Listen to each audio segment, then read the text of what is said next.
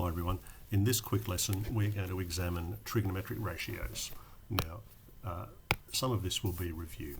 So I hope we all remember SOHCAHTOA, which is the quick way to remember our trig ratios sine, cosine and tan for right triangles. O is opposite side, H is hypotenuse and A is adjacent side. Now let's consider what we call our special triangles.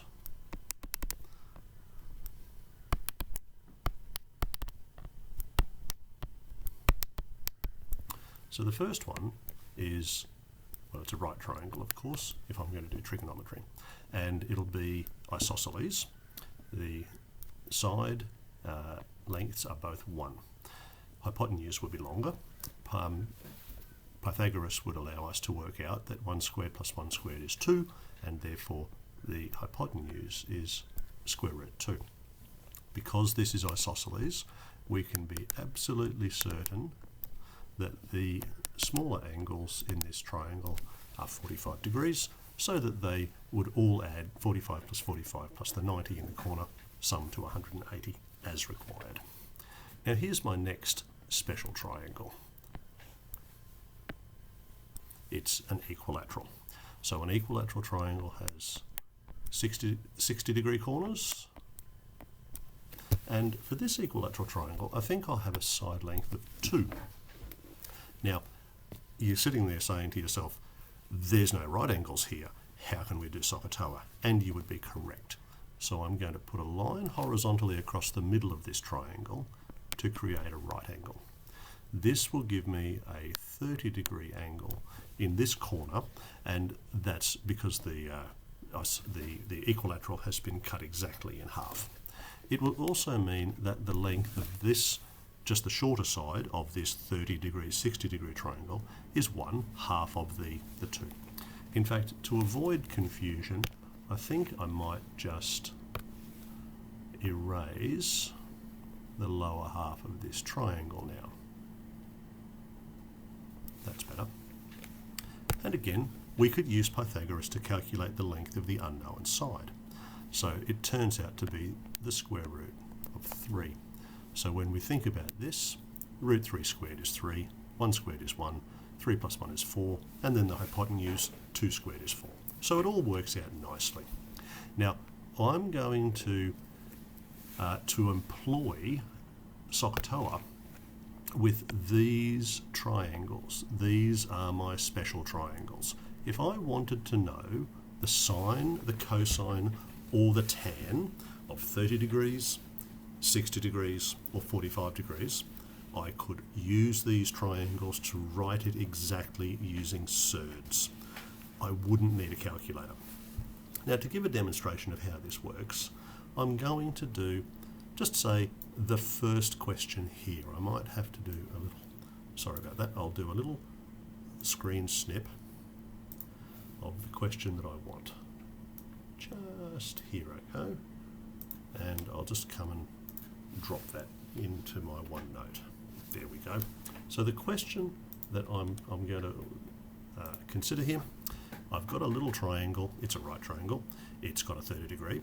So it's not the same size as this one, however, because the length here is 12, whereas the corresponding length in mine was root 3. And I have to find the unknown value of x. So let's consider what we would do. Well, we would no doubt look at this and we would say, in comparison to the 30 degree, this 12 is an adjacent side.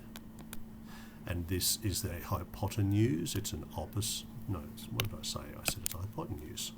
It's the hypotenuse is this side. So adjacent and hypotenuse, well, that certainly would be a cosine situation. So I will write the cosine of 30 degrees, the acute angle. Adjacent is 12 divided by hypotenuse, which is x. Now, I'm not going to reach for my calculator to do cosine 30 degrees. I'm going to do cosine of 30 degrees from my special triangle. Adjacent over hypotenuse. the cosine of 30 is the same as root 3 over 2 from my special triangle. So I'll put root 3 over 2. And this right-hand side is still 12 over x. From here on in, it's some algebra. Now, what's the easiest way to do this? Because it's a single fraction on both sides of the equality, I think we would be quickest if we invert both fractions. Remember, this only works if it's a single fraction on both sides of the equals. Now I have x over 12. The quickest way here, I think, is to multiply both sides by 12. And then that one and that one are taken care of. So I have 2 12s are 24 over root 3 equals x. Not the nicest because we have an irrational denominator.